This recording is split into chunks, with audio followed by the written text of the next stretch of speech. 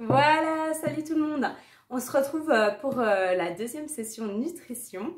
Après, c'est les sucres. Aujourd'hui, j'avais envie de vous parler de tout ce qui est un peu plus céréales, féculents, voilà.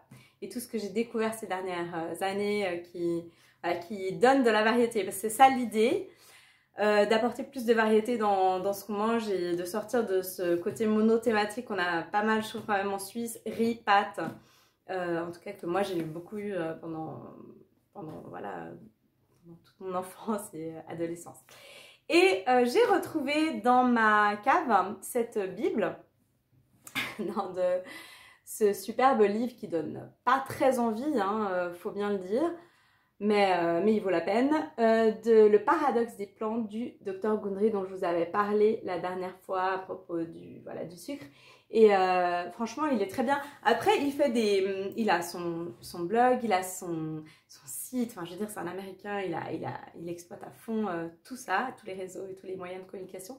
Et il fait des petites vidéos sur YouTube très intéressantes, assez longues aussi, où il fait des débats avec d'autres scientifiques. Et c'est ça que je trouve bien. Bon, c'est vraiment, voilà, scientifiquement, ça tient la route.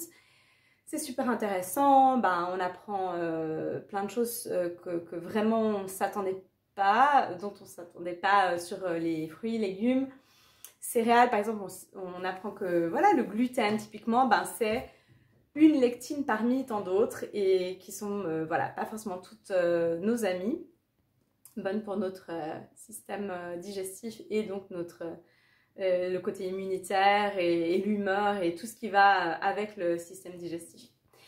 Donc voilà, et c'est un peu grâce à lui que j'ai découvert notamment les racines, donc que j'ai commencé à manger plus voilà, manioc, banane, plantain par exemple, je mangeais jamais, mais manioc je mangeais jamais non plus avant, et puis du millet. Donc voilà, je vais peut-être commencer par là. En fait, moi je suis pas intolérante au gluten, je suis un tout petit peu sensible, mais de toute façon je pense vraiment standard comme on l'est un peu tous. C'est-à-dire que quand je mange beaucoup de gluten, je suis plus fatiguée, je me sens plus fatiguée et j'ai une digestion un peu plus lente. Mais je suis pas malade, hein, donc j'ai de la chance, j'ai pas eu besoin de rayer ça de mon alimentation. Mais j'ai trouvé intéressant, à un moment, c'était une période où j'étais assez fatiguée. Puis je me suis dit, bon, est-ce qu'il faut encore plus fatiguer mon organisme? Et je me suis dit que non, on va essayer d'autres choses. Et puis ça m'a amené à découvrir vraiment plein de choses. C'est ça que j'ai adoré, vraiment, c'est ça que je retiens de toutes ces choses, sans gluten, sans sucre, eh bien, oui, ouais, ça a l'air très rébarbatif et un peu surmeulé comme ça, attention, très comme la punition. Puis en fait, moi je trouve que c'est au contraire hyper créatif et ça, voilà, ça amène voilà, cette variété que je recherche beaucoup. Donc le millet, c'est une des choses qui est vraiment super, c'est bon, non seulement sans gluten, mais c'est surtout sans lectine. Donc voilà, ça va un peu plus loin que de juste se focaliser sur le gluten. Et puis sur le gluten, je veux dire, moi j'achète jamais de produits sans gluten. Voilà, du pain sans gluten, des préparations sans gluten, de la pâte, ça j'achète jamais parce que je trouve que dans la plupart de ce que j'ai vu, y a d'autres choses qui remplacent qui sont pas terribles, que je trouve pas très intéressantes en tout cas, comme par exemple le maïs, tout ce qui est dérivé du maïs. Donc voilà, je l'achète en flocons, on le trouve franchement partout, bio, je crois, il est bio en plus celui-là, enfin voilà, c'est pas très cher. Et j'achète pas trop soufflé parce que quand tout ce qui est soufflé, les galettes de blé, les galettes de riz, y a du millet soufflé, il y a du quinoa soufflé, ça fait exploser l'indice glycémique. Donc voilà, j'évite. Et en fait, je le prépare tout simplement, c'est vachement rapide. C'est ça que j'aime bien, le millet. Soit j'ai vraiment pas le temps, on rentre le soir, enfin je rentre le soir parce que mon mari il mange autre chose. Parce que je ne le finis pas. Et donc je mets une casserole d'eau, pas beaucoup d'eau, à bouillir. Dès que c'est en train de bouillir, j'éteins le feu, je verse les flocons et je brasse bien avec un petit fouet. Puis après je laisse gonfler un moment et puis vous pouvez soit le refroidir, soit le manger encore chaud. Puis il faut mettre quelque chose parce que moi je trouve le goût quand même brut du millet, c'est pas transcendant. Donc je le mange avec par exemple du yogourt, des fruits rouges, des choses comme ça. Ou alors je le fais en version plus un peu pain, mais c'est vraiment, alors c'est sûr que c'est pas du pain, mais un peu cake, comme ça, ces temps j'aime bien avec du panais que je fais vraiment, ben, je cuis à la vapeur du panais, quand il est bien cuit, je l'écrase avec une fourchette, je mets un œuf et je mets les flocons de miel, après ça fait une pâte que je mets au four. Et ça fait comme ouais, une espèce de petit pain sur lequel je peux tartiner tout ce que je veux. Et puis, des fois, je rajoute un peu de psyllium. Si jamais le psyllium, c'est un truc assez cool pour remplacer le gluten quand vous cuisinez. Parce que ça fait un peu l'effet un peu pouf comme ça fait gonfler. Et ça lie un peu. Et sinon, ça c'est le millet. Voilà, donc ce que je disais, c'est que j'ai commencé à manger des racines, hein, des choses que je mangeais jamais. Donc c'est pas très local. Ça, c'est un peu le revers... le bémol dans tout ce qui est Gundry, hein, donc de ce livre, c'est que voilà, il y a pas mal d'avocats et c'est pas super local. Donc ça, c'est du manioc, parce que le manioc, c'est quand même, je sais pas si vous avez déjà vu, c'est une énorme racine comme ça, c'est très compliqué à préparer.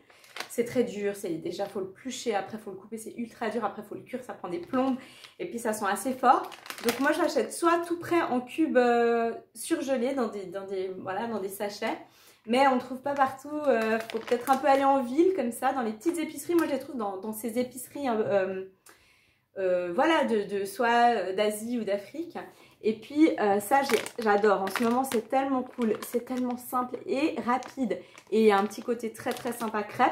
Donc c'est, vous voyez, tapioca hidratada, avec l'accent.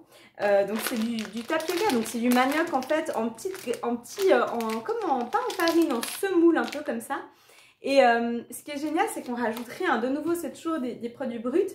On fait chauffer une poêle, pas trop fort. On verse un peu de cette poudre, on répartit. Et en quelques minutes, ça s'agglomère comme ça tout seul. Et puis après, on retourne et on peut mettre, si on a envie de griller du fromage dedans, on met du fromage à chauffer. Moi, je le fais pas mal avec, je mets une bonne salade avec de l'avocat justement, du poulet, du poisson. Et puis je le fais en deux, je le plie en deux. Ça fait une espèce de faritas comme ça, voilà. Et c'est vraiment chouette. Et donc, ouais, le manioc, c'est naturellement sans gluten et c'est sans lectine aussi. Et c'est vraiment sympa. Moi, j'aime beaucoup. Voilà, ça donne ce côté un peu... ce petit côté qu'on a besoin féculent. Et la dernière chose que je voulais vous montrer aujourd'hui, c'était Shirataki Noodles. Mais là, c'est aussi d'autres packaging dans d'autres magasins. C'est avec la farine de konjac. Et ça, je suis pas super experte. Je crois bien que c'est des algues, mais je n'ose pas dire si c'est vraiment ça. Mais il me semble que c'est des algues à base d'algues. Super sain, super nutritivement hyper bien. On y va les yeux fermés. En fait, c'est aussi hyper rapide, hyper simple. Moi, comme vous voyez, il y a des fois, j'aime bien cuisiner, mais il y a plein de moments où j'ai pas du tout envie d'y passer trop de temps. Et puis, voilà. Tu le fais aussi à l'eau chaude, à l'eau bouillante, il faut le rincer un petit coup. Après, on peut mettre tout ce qu'on veut, des légumes, du lait de coco, c'est très bon avec le lait de coco, des crevettes, etc. Et on peut être très créatif. Donc voilà, c'était mes petites astuces, trucs et astuces. Et puis n'hésitez pas à rebondir, à me dire ce que vous en pensez et peut-être à me donner vos recettes. Et moi, je vous dis à bientôt pour une nouvelle session. Je ne sais pas encore de quoi je vais parler, mais je me réjouis. Ciao!